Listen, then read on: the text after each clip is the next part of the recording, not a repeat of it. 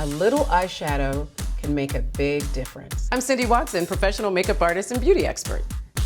The beauty world can be really intimidating, and I want to help you navigate and simplify how to do a natural makeup on a daily basis. Today, we're going to take a look at some of my biggest makeup do's and don'ts.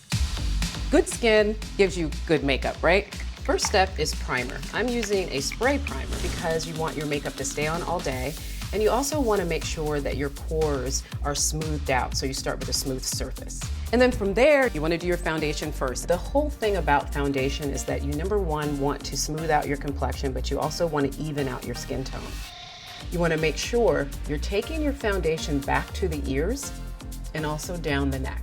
So our next step is concealer. And I like to put on concealer after foundation. And I take a concealer brush. You can use your fingers, absolutely. A lot of times people over conceal because they're putting on their concealer first. But if you put on your foundation first, you get a sheer veil of coverage.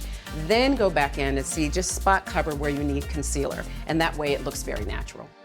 When people look at you and they say, oh, that's a pretty person, they're really looking at symmetry. So you want to make sure you start after you've done your foundation, after you've done your primer, you want to start with your brows. And the first thing you want to do is make sure they're shaped perfectly. You want to map them out. So there's mapping that needs to be done to make sure you get your perfect shape. It's truly about what's right for your face. The best way to choose the perfect color for your brows is to really just match the actual color of your brow, not the color of your hair. Eyeliner can get tricky. You know, it can be intimidating. It's like, how do I use an eyeliner? If you're a newbie and you're starting out, I say use a pencil or a powder. You just really just trace the lash line. Well, most people start from the inner and go out, but if you take your liner and start tracing your lash line, just all the way in the lash line, get as close as possible. That way it's gonna look the most natural. Then you wanna come out to in to get that tail. So you just bring it forward and look at that.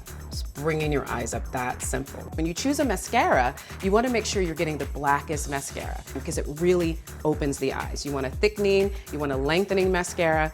And the most important thing about a mascara is that you need to replace that mascara every 60 to 90 days, just like your toothbrush. And also, when you're opening your mascara, you don't want to do that pumping because you're pumping air into your mascara and it makes it dry out faster. I get questions all the time about bronzer and contour. A bronzer is used to really warm the skin. This is where the sun naturally kisses your skin. That's where your bronzer goes. It's almost like you went on vacation, but you didn't, right? So you want that look. And then a contour is cooler. It adds a little bit of shadow to your face. So a contour recedes and a highlighter is what lifts, and it's everything that's gonna come forward. So when using a highlighter, you wanna use it on the high points of your face. And then you add your blush to add vitality back to your face. But one tip that I always like to tell everyone is you want to make sure that that brush is clean. You don't want to use the same brush with the contour on it. Or if you have another brush, use another brush. When choosing the perfect lip shade for yourself, you might go with a bolder shade just because you want to feel better, because lipstick does that for you. Applying to the bottom first and then meshing together so you're not using too much lip color. Then perfect by going in. Now you're using your pencil just to fine tune. One final tip is to color in with that pencil after you've lined to give you that perfect tone. Finish it with a finishing setting spray. And that way it seals in the makeup. You can do it. I hope these do's and don'ts help you the next time you're putting on your makeup and choosing that perfect makeup look for your day or evening.